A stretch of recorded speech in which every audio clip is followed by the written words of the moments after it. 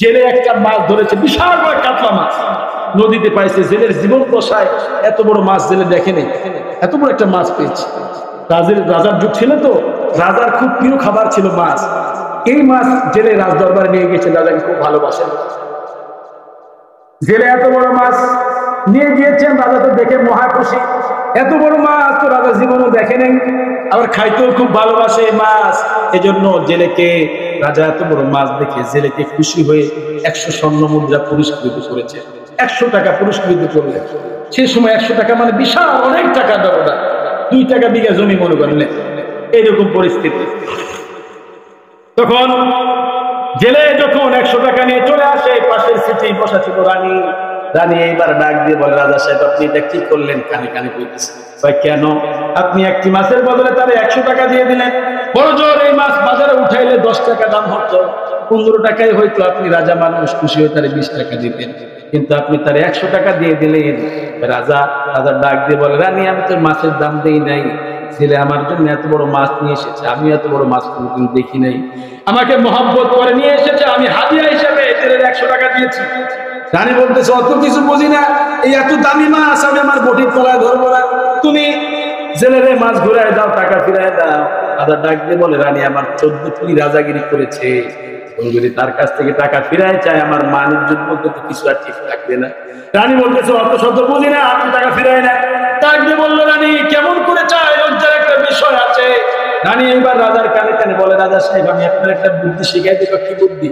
আপনি জেলে ডেকে বলবেন, তোমার এই মাছ পুরুষ মাছ না নারী মাছ? জেলে যদি বলে পুরুষ মাছ, আপনি বলবেন আপনার নারী মাছ প্রয়োজন। যদি বলে নারী মাছ, আপনি বলবেন আপনার পুরুষ মাছ প্রয়োজন। দুইটার মধ্যে একটা বলবে, বাধ্য হয়ে জেলে তার মাছ নিয়ে চলে যাবে, টাকা ফিরিয়ে দিয়ে যাবে। রাজা তো মহা খুশি। রানী তোমার মাথায় যে এত বুদ্ধি, আমি তাকে জানতাম।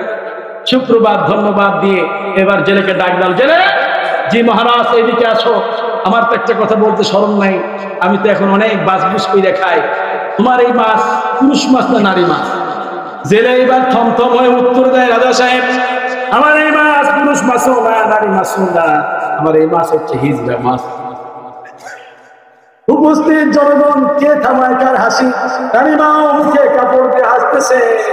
জেলের এই বিচক্ষণতার উত্তর শুনে রাজা খুশি হয়ে জেলেকে আরো 100 টাকা পুরস্কৃত দিলেন। জেলের 200 টাকা নিয়ে বাড়ি পত্র রওনা হয়ে যায়। রাজ দরবারের গেট পার না হতেই 1 টাকার একটা কয়েন থলে থেকে পড়ে যায় রাজ দরবারের গেটে।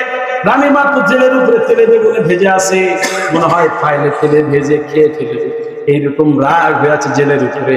জেলের 1 টাকার কয়েন যখন রাজ দরবারের গেটে পড়ে যায়, জেলে ওই টাকার কয়েনটা তুলে চুমু খায়, কপালে লাগায়, পকেটে ঢুকায়।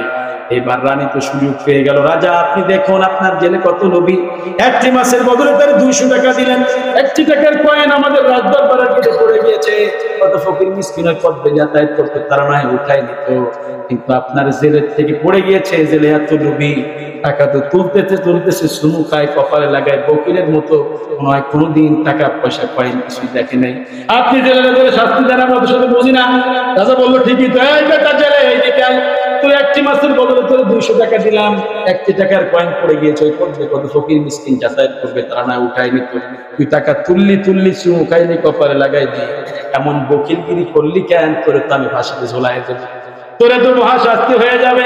ছেলে ডাক দিয়ে বললো, মহারাজ ফাঁসি দিবেন না যাবজ্জীবন দিবেন, কোনো সমস্যা আমার নাই, কিন্তু লাশ বারের মতো লাশ, 1টি আবদার আমার আপনি শুনুন, 1টি কথা শুনুন। আচ্ছা লাশ, ইচ্ছা কি বলবি বলে ফেল, এটাই শেষ কথা, বল কি বলবি?